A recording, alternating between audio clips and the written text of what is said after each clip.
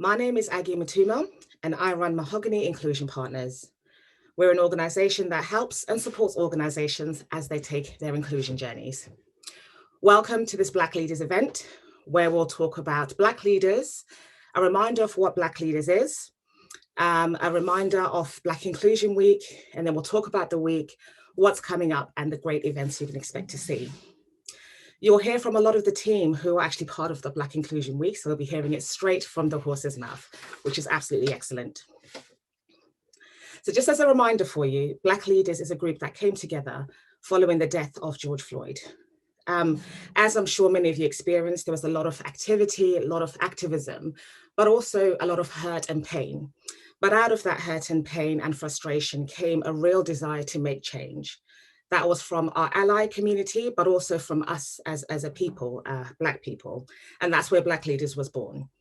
We're a group of volunteers coming together to make change in the UK and support our allies as we take the journey, hopefully, and we pray towards inclusion for everybody. Black Inclusion Week is one of the projects that we've worked on as part of Black Leaders. And this is a week that will be held from the 10th of May to the 16th of May. And this is about making tangible change in the UK, encouraging our allies and giving them the tools and support to actually make that change. Also about bringing us together as a people and supporting us in our healing. You'll hear a little bit more about that as a reminder later on in our conversation. So this event is about Black Inclusion Week. A quick reminder about what Black Inclusion Week is, some tools and tips in terms of how to get involved, whether you're an organization, an individual, a charity. You'll also hear from one of our trustees from Mandela8, which is one of our partner organizations, a beautiful charity with a great campaign, which you will hear about today. And then you'll also hear about all the engaging events that are confirmed for the week. Many more to come, but we have some great ones already confirmed. And like I said already, the brilliant thing about this session is the speakers you're hearing from today are members of the Black Inclusion Week team. So they have been there since the beginning, thinking about the theme and thinking about everything that we're going to do for the week. So before we dive in, I'm sure most of you are familiar with Zoom and working and looking at sort of webinars. But just as a reminder, in case you're not, if you look at the bottom of your screen, you will see that there are options to chat, there are Q&As, things like that. So please just click on the chat function and add your thoughts, your reflections, your questions as we're speaking. We really, really want to hear from you, because when we hear from you, we know that maybe we're doing the right things, excellent, but we also know where you might need more support or some questions that we need to answer as well. If we do have time at the end of the session, we will try to answer some questions for you if we can. If not, then we have got some people in the background working and hopefully adding on the chat as well. So you hopefully get some answers that way. And if we don't get that answer for you there, we will make a note of all the questions and make sure that we answer them in subsequent events or during the week itself. So really, really delighted to have so many people join with us and really, really looking forward to this event. So what I'm going to do, with no further ado, is introduce our first speaker. Now, she's a passionate people leader and inclusion champion. And I will say my sister, just in case you see the names or see the faces and wonder, she's also my sister as well. So I welcome Cecilia Mutuma-Nwaigbo. Cecilia, are you there? Yes, I'm here. Hi, hello. Celia's going to walk us through a reminder of what Black Inclusion Week is. So over to you, Celia. Thank you, Aggie. Let me just share my screen.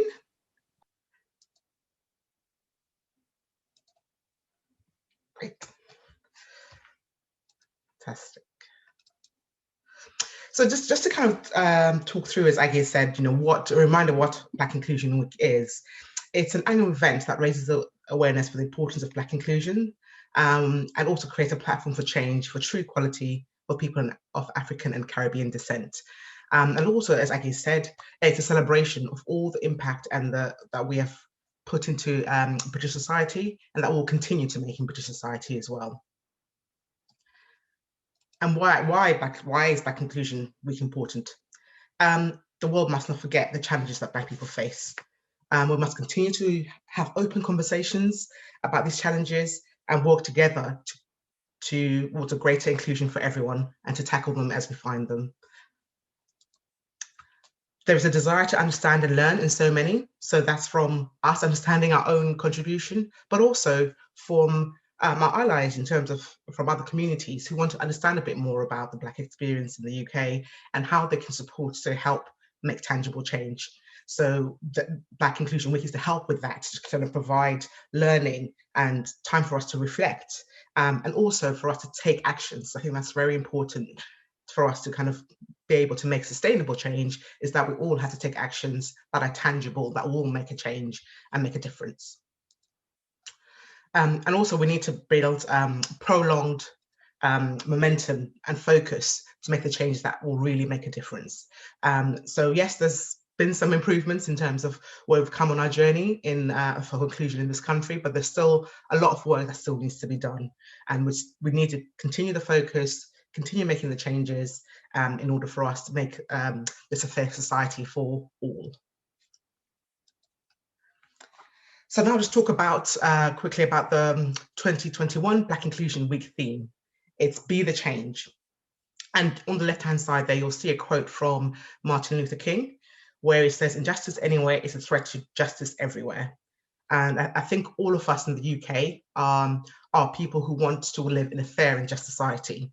And where we see injustice anywhere, in any part of our society, we need to challenge it, and we need to kind of make sure it's like our concern, even if it's not concerning us directly, because, you know, we need to make sure that justice seekers everywhere, over the world, injustice anywhere is not, it's a threat to justice everywhere, as Martin Luther King has said. And I believe that all of us can be part of this change. It starts with you. Every single one of us has a part to play. So we've kind of looked at the diagram here. So we first start with the top of the triangle, which talks about challenge. So constructively speaking up, and also opening a two-way dialogue whenever we see anything that's inappropriate or any injustice in all walks of society, whether it be at work, in our communities, in education, challenging it and having the conversation to say that's not appropriate, putting your hand up and having a conversation about it. That will also then lead to the right-hand side of the triangle, where we ask people to collaborate. You've raised a challenge, other people who kind of support you, working together stronger to make sure that we are making that change and able to take that change forwards, amplifying our voices and moving it forward. And once we kind of work together and learnt, actually communicate. So the last part of the triangle, to use your voices, use your learnings to share with others, either within your community, in your organizations, or wider families, even at home, to say, you know, these are the lessons we've learnt. How do we actually go forward? And this will then help somebody else to give them the tools and the understanding to help bring the change forward. Again, helping them challenge things when they see them, and then collaborate and communicate. So it's a virtuous circle that is a continuous thread that we need to continue with this change. So we have a lot of organizations that have registered. We can't fit them all on one page, on one slide, but I just wanted to highlight some of these organizations to show that there's people from organizations, that have signed up to Black Inclusion Week, from the private sector, from the public sector, from different industries, community organizations, which is fantastic. So again, it's great to kind of, we look forward to kind of interacting with you and working with you throughout Black Inclusion Week. But also, please, if you're doing any events of your own, share them with us. We'd like to broadcast them and share them with other communities, so people know what everybody's doing in their own organizations. And my colleague Jennifer will kind of walk you through some toolkits and some examples of things that you can do to kind of participate and take part in Black Inclusion Week. And so far, we've also got 400 people taking part, so from some of those organizations I've showed, and many, many, many others, but also individuals, people who want to either learn more, participate, make a change, which is fantastic. So please share the link down below, blackinclusionweek.com, share it with your colleagues, share it with your family, friends in the community, and get everybody involved. And there's a lot of kind of fun-packed events happening in the week. Please spread the word, and we look forward to kind of hearing and seeing you take part in some of these events. So I come to the end of my slide, so I'll kind of hand you over back to Aggie to continue with their presentation. Thank you, Cecilia. That was absolutely brilliant. And I think, everybody on the call will completely agree that this is a conversation activity that needs to continue, and as we know, life takes over, work takes over, and sometimes people forget and they start moving on. And this is why Black Inclusion Week is so important, because this is about rejuvenating that conversation, sparking that interest again, and having that great activism and that continued action alive. And we hope to see it continue year on year on year. So, I asked a question about where everyone's calling from. So I've had a lot of people sort of saying where they're from. So shout out to those up north in Liverpool, up north to me anyway, maybe not to all of you, but up north in Liverpool, Merseyside, Cheshire, Northampton. So keep sending your messages in. It's really great to hear from you. And we've also got a couple of organisations as well. So Merseyside Police and an autism company. So sorry, the chat's gone now, so I didn't make a note of it. But welcome to all of you. Really, really great to see. And that's the important thing about Black Inclusion Week. It's the length and breadth of the UK, everywhere, but also it's about every single type of organisation or community group or school, education, all those things. And those things will come out in our conversations as we go as well. Also want to remind to please share on social media, because obviously the first part of being the change, or one of the parts of being the change, sorry, is communicate. And some of that is social media. So spread the word that you're taking parts, spread the word that you are an attendee, and sort of spark that interest as well. So thank you for doing that. Cecilia, thank you. Brilliant start. Thank you very much. So now we're going to hear from Jennifer, a lady called Jennifer Thomas. Jennifer is another member of the team who has put together this awesome Black Inclusion Week for us. And she's a corporate communications professional and currently a communications director. And Jennifer is going to talk about how you can get involved. Hi, Jennifer. Good morning. Hi, Aggie. Thank you. Over to you. Go for it. Excellent. Morning, everybody. I am going to attempt to share my screen. Aggie, is that visible? Can you just give me a thumbs up? It is indeed, Jennifer, yes. Brilliant, brilliant. Thank you very much. Let's go to the start. Right, so Aggie and Cecilia have already talked about, a big part of what we're trying to do is get people active, participating, and getting you involved and getting as many people involved in our week as possible. We are going to be running some events ourselves, which Sue will come on to tell you all about, and obviously we want you all to join those.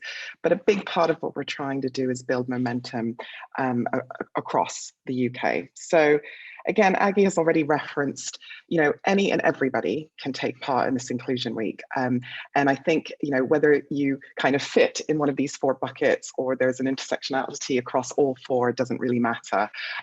We've just tried to group them more just to give you some ideas. It's not prescriptive, there are no rules, and it's completely up to you what you do that's relevant either for yourself as an individual or for the organization or community in which you operate.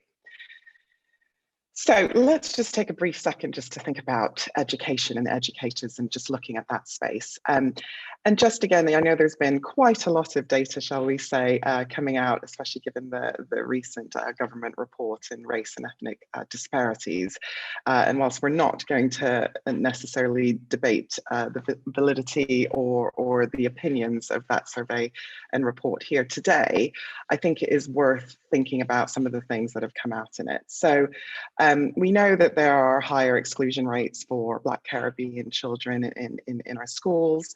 And we know for a fact that there is limited curriculum taught around whether it's our history, whether it's about understanding where we fit into British society. So for me, there's a real great opportunity here, and Black Inclusion Week gives you that opportunity. And so we really want you, if you are in the education space, or even if you're a student and not sort of in the management or running of an education institution, we want you to really think about what are you doing within your institution and what you could do further. So obviously, like I said, there are no rules around this. We're just trying to give you some ideas. But obviously something that's really common in bringing people together within schools and education establishments are assemblies, right? Bringing groups of students and staff and teachers together. And I think that although we might not necessarily be able to do that in the physical face-to-face way, or maybe as big as we have before COVID, whether you run something virtual, whether you do something in small groups so that it's manageable in bubbles, I think there's a real opportunity to bring people together to discuss, make that a rich history lesson, or you know, have open discussions about the challenges that maybe some of the students are facing either within the education system or, you know, in wider society. I think the voice of students would be really great to amplify during this time. Another idea we had was, you know, take part in my Black heroes. So a big part of what we're trying to do is celebrate as well. So celebrate who we are as a people, as individuals, the great things we've done over the years and through our own history. And let's bring some of those figures to the fore. And whether you do that as part of a project and set that for students to do and sort of present back, whether you display that somehow, again, whether that's virtually or physically within education establishments. There are different ways we can start different conversations.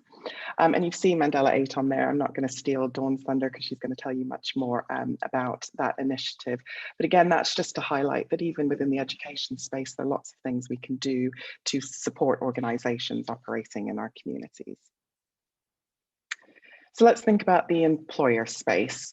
And again, just a couple of stats here on the screen, which I'm sure won't be a huge surprise because they've been talked about, you know, whether it's within our own communities, in media, a lot over the past year. But you've got in here a 3.2 billion estimated UK pay gap between people of colour and white people. There's lots of talk about actually how do we measure, how do we report on that pay gap? And again, I think it's something for institutions and corporations and businesses to think about, because I think this is going to be coming more and more relevant down the line. So again, rather than sort of wait to be instructed to kind of look at your data and understand what's going on with your own organization, you know, perhaps that's something you could be thinking about already today.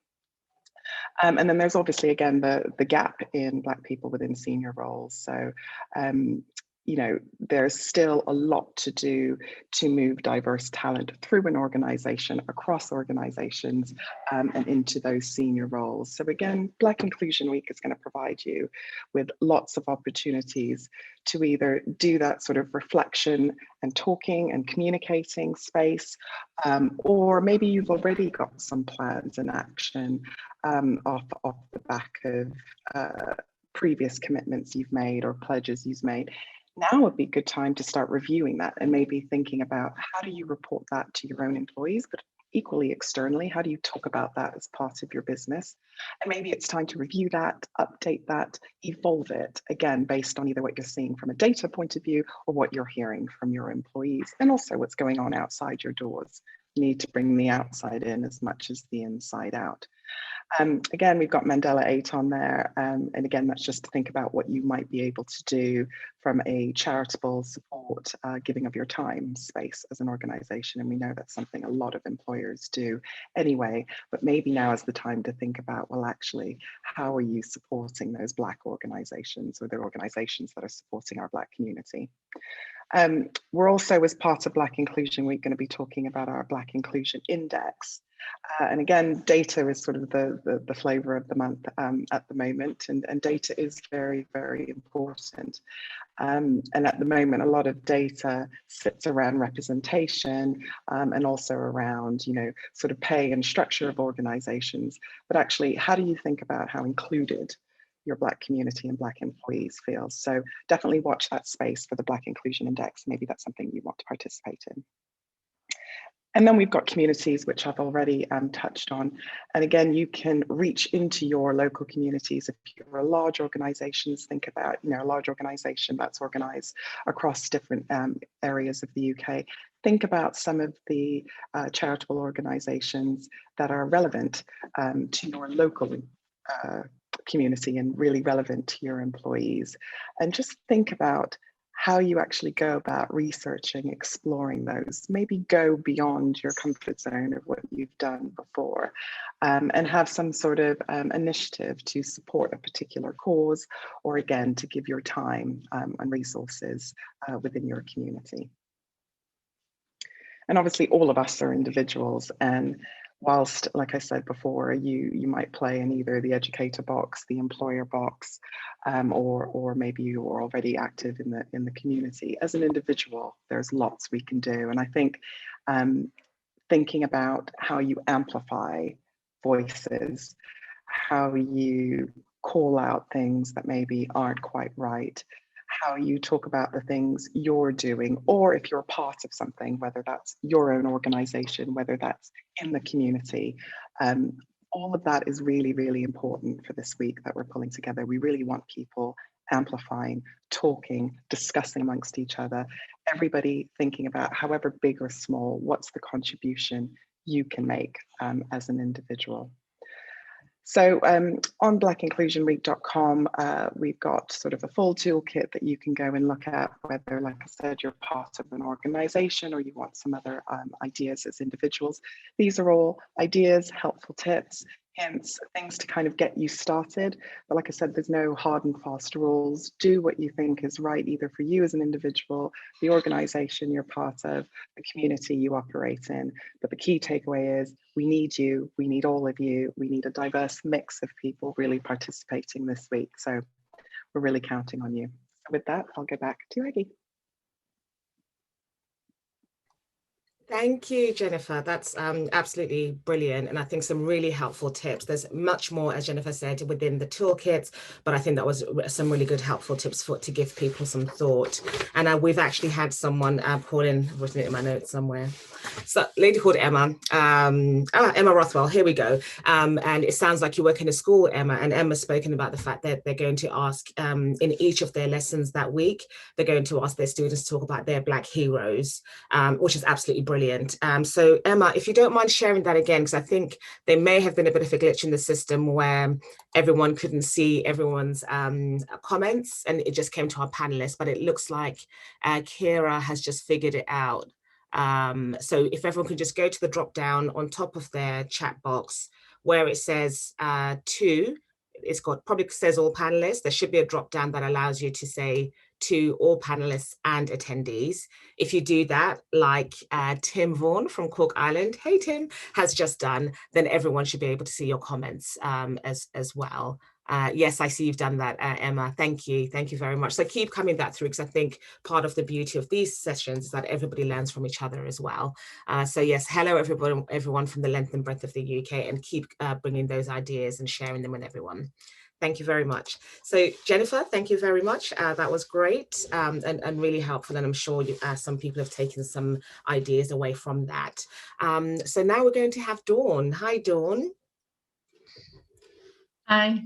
Hi, good morning. So Dawn Morris is one of the trustees of Mandela8, beautiful charity, and she's going to tell us all about that, and then also my 67 minutes. So over to you, Dawn. Thank you so much, Aggie. It's great to be here this morning with everybody to be able to give an overview of Mandela8 and my 67 and talk some more about what that's about. So Mandela8 is a charity that's founded in Liverpool. So we're building a memorial to Nelson Mandela, which is going to be an educational living space. And then we're also delivering a range of different projects as well. Roots and Wings programme, which works with children who are on the edge of county lines crime and maybe having some problems in school as well. So they go through a programme with us doing martial arts and AQAs. And we've just delivered a successful pilot which saw 8 children achieve 27 AQAs throughout COVID period. So it was an absolutely fantastic success. And we also involved the parents as well. So that made a great difference in being able to, just build that cohesion within the family as well. And just also just using the values and principles of Nelson Mandela to embed them into the children. That's one of the AQAs that the children do. So I'll just go on to speak about My 67 now as well. I'm just going to share my screen. So My 67 is a programme that was launched by Nelson Mandela himself. And Nelson Mandela, on his 90th birthday, he had celebrations in Hyde Park. And within that event, he said, it's time now for new hands to lift the burden. And it's in your hands now, because Nelson Mandela has been an activist for social justice and human rights for 67 years. So Nelson Mandela asked everybody on Mandela Day, on his birthday, which is the 18th of July, to donate 67 minutes out of their day to help somebody else, to do an act of kindness. And by doing that, everybody has the ability to make an impact and to help change somebody's world. So some of the things that we do with this is we're launching it as well, and it's great that this is going to be part of Black Inclusion Week. So there's a range of ideas within the Mandela website that people can do to actually be part of that. And then within the ideas, so you can see here some of the things that we've done in the past. There's been, these were pre-COVID, these pictures. So we've done cake sales, organisations have fundraised for food banks, so they've had donations of money and food as well. And then we've done walks, as you can see there, that's some of the children from our Roots and Wings programme. So for My 67, they actually went on a slavery walk around Liverpool. So there's some of the things that you can do, but obviously because it's COVID and the restrictions that are in place, we've done more ideas for this year. So some of the other ideas that people can take part in would be helping out your community. So maybe doing a litter pick or organising a raffle and donating the monies to a local charity. You could maybe volunteer at a local support centre, so maybe like a food bank or a refugee support group. And then some of the other things that we've suggested maybe around learning about Nelson Mandela. When he was in prison, he used to garden, and they use that as an education area as well. So you could learn about Nelson Mandela when he was in prison and the gardens that he used to keep and the plants that he used to grow. And then we also have information for schools as well, and school assembly ideas, and some resources as well that schools can use to do projects as well throughout either the week or Black Inclusion Week. And maybe buy a Long Walk to Freedom book. There are a different range of these books that are suitable for different age ranges. So whether that may be primary school children, they're like secondary school versions, like a comic version, and then there's an older version as well.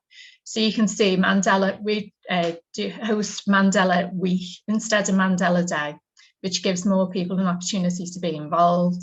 So we ask that everybody who does participate in Mandela My 67 just shares the pictures, takes pictures of what the activities are or what they do, and share it on social media, and just tag us in and use the hashtag Mandela8 My 67.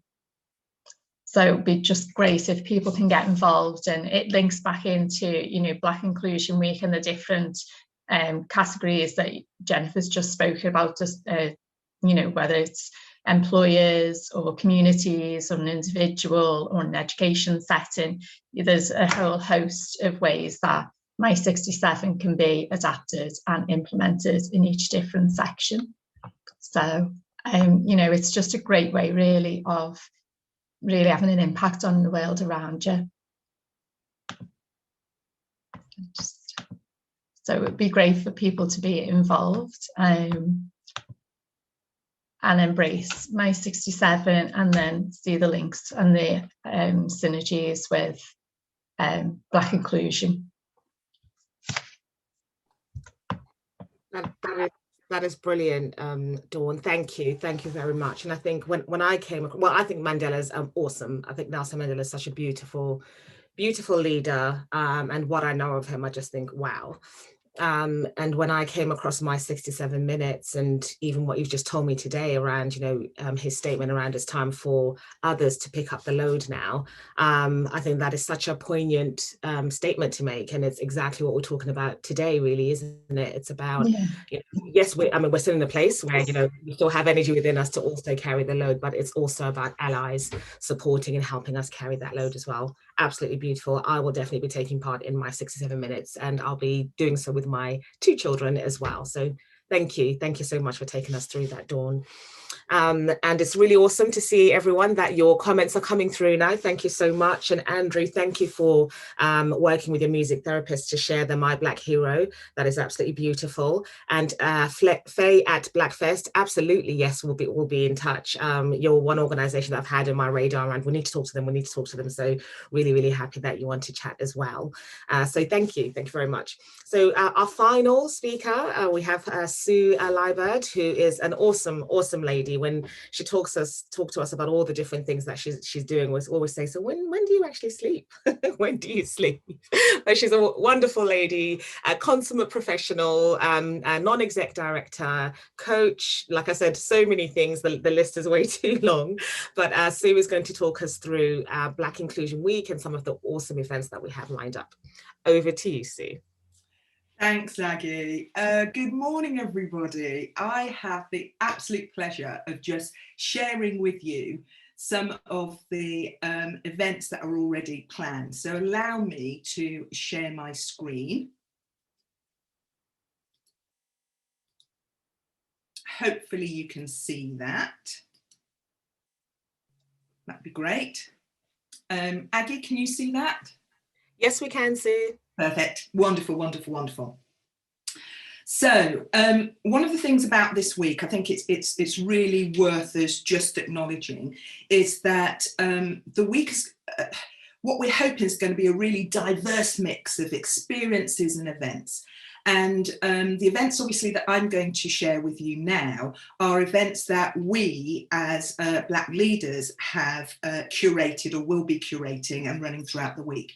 But what we really want is, us all to share the experiences and the events that we're having.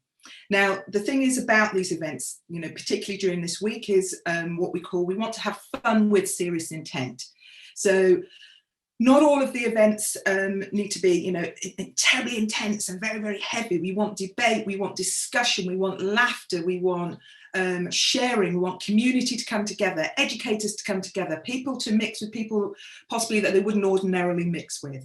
So that's really sitting very much at the heart of the events that we're hoping that will take place during that week. So just to remind you, we are talking about the week of the 10th of May. And so as Black leaders, here are some of the things that we are curating. So we're having our launch event, and I'm hoping every single one of you that are here today turns up for that. So that will be at the morning of the 10th of May, round about 11 o'clock, 11:30. And we have got chairing this event, none other than myself. So, I'm hoping you're all just going to turn up so I'm not feeling as though I'm Billy No Mates, if you don't mind. So I'm going to be chairing this one, and we have got Lord Simon Woolley, and he's the founder and director, for those of you that don't know, of Operational Black Vote. But you may well have heard Lord Simon Woolley this last couple of weeks, because he's been an outspoken critic in a very balanced and measured way of the recent race and ethnicity report. And usually what comes out of his mouth is absolute gold, real gems. So I think it's absolutely fabulous that we've got Lord Woolley joining us on that morning of Monday the 10th. We're then going to have a panel Q&A, and we're really going to explore the different aspects of the Black experience. So we put together a really diverse and I think really interesting panel. Let me just give you a little bit of a feel of who we've got sitting on the panel. So we've got Shane Ryan. Shane is an author, justice campaigner, as well as being Global Executive Director at the Avasta Foundation. We've got Ifra Samata. Ifra's a teacher, a youth mentor, as well as Deputy Chair at Inclusive Companies. We've got Zaina Ratti. Now, Zaina's, I think, really an interesting person. Specialist in LGBTQ, gender, sex and relationship diversity. Zaina is a race and ethnicity hypnopsychotherapist, as well as a columnist and a speaker and an educator. So you can see already the diversity of people we're getting around the table. And also somebody who I really love and respect deeply is Sandra Kerr, CBE.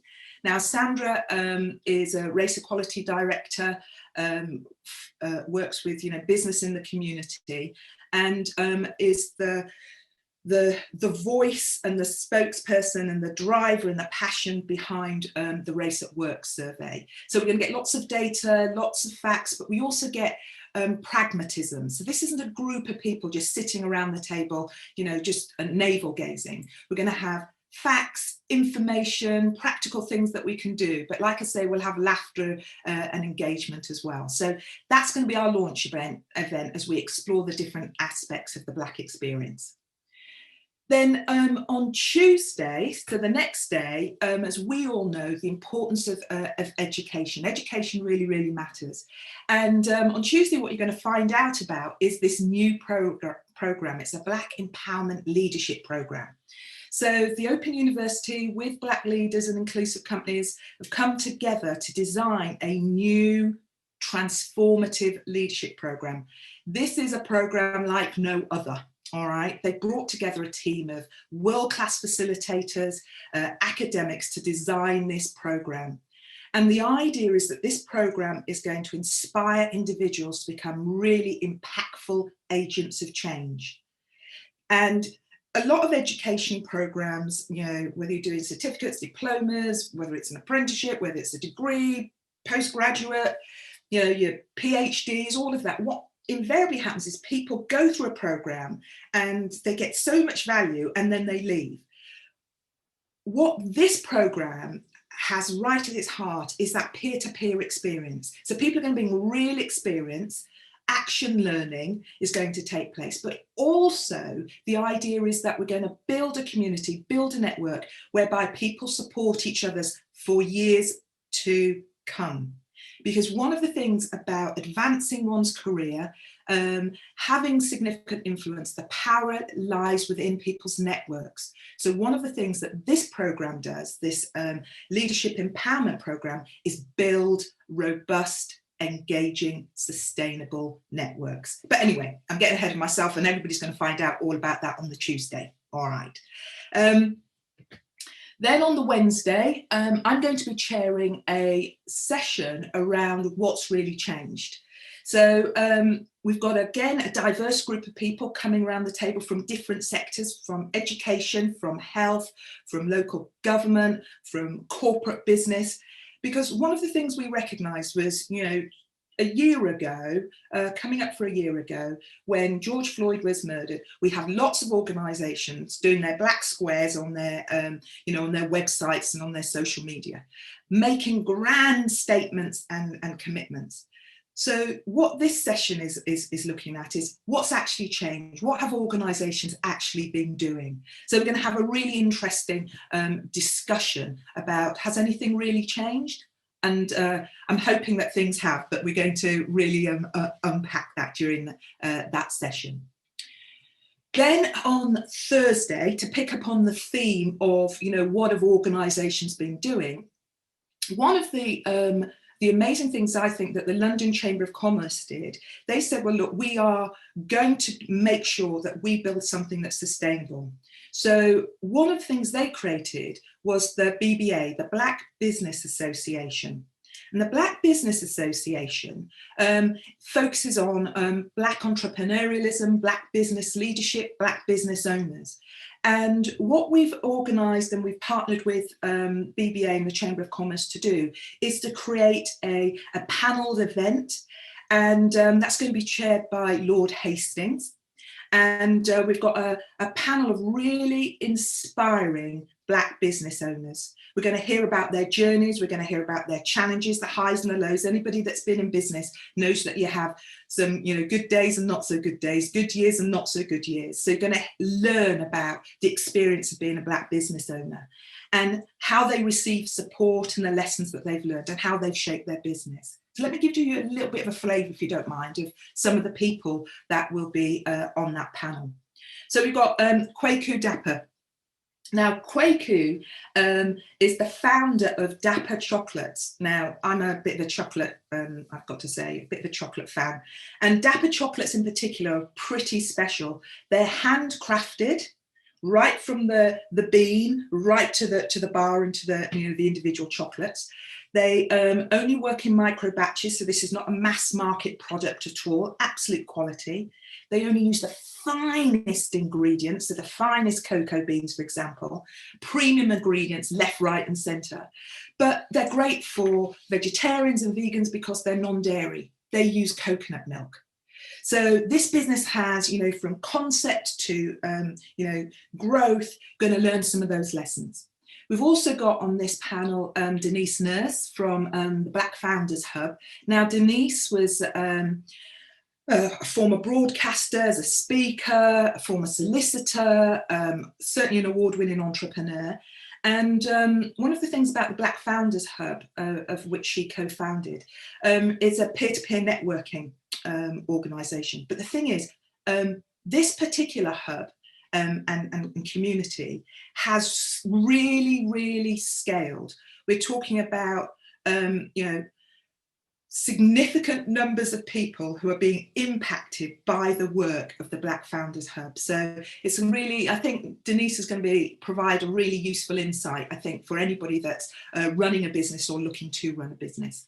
We've also got Mercedes Benson from Social Fix. And Social Fix is a recruitment and a job board platform that connects Black talent to career opportunities, but with the focus of the creative industry. And again, what they've managed to do is create an online community which has got a reach to 20,000 people.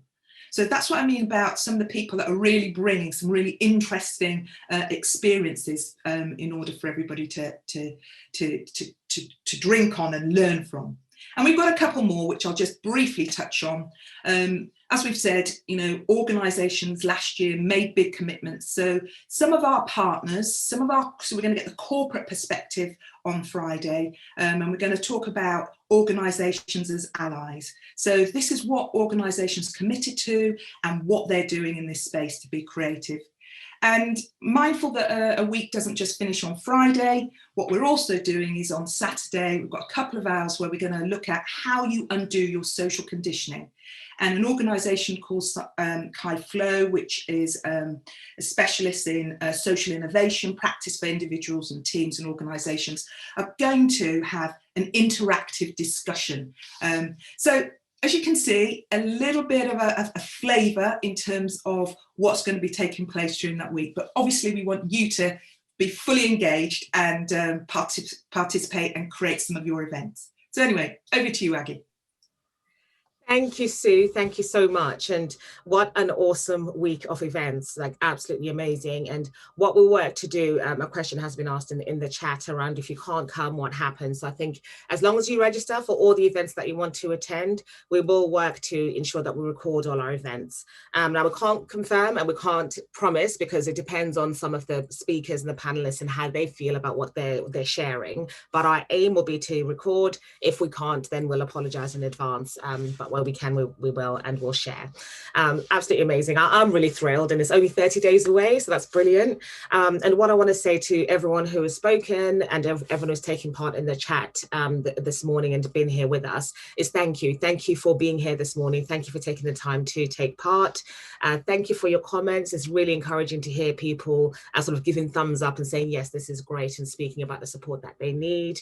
There's a gentleman in here from Home Group, Michael, we see you, we'll make a note of that, and somebody will be in touch with you as well. And any questions around Social Fix and the chocolate company, we will come back to you. So technical people, please record the chat as well so that we can go back to people.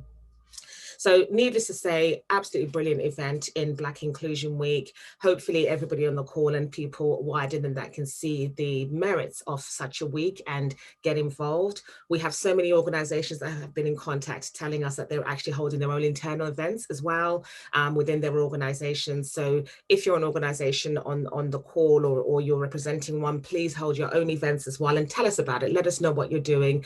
Let us know what you're finding out. Let us know if the toolkits are helping or what other support you would like to have from us, and we'll make sure that happens either this year or certainly the years going forward.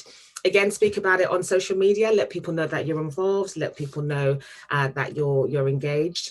And I want to also say a massive thank you to the team behind the scenes. So Paul Cisse, Terence, Emma and the team, and the wider Black Inclusion Week team who aren't all speaking today, and Hannah, who's been answering the questions for us beautifully. Thank you very much. If you haven't already, please sign up on blackinclusionweek.com.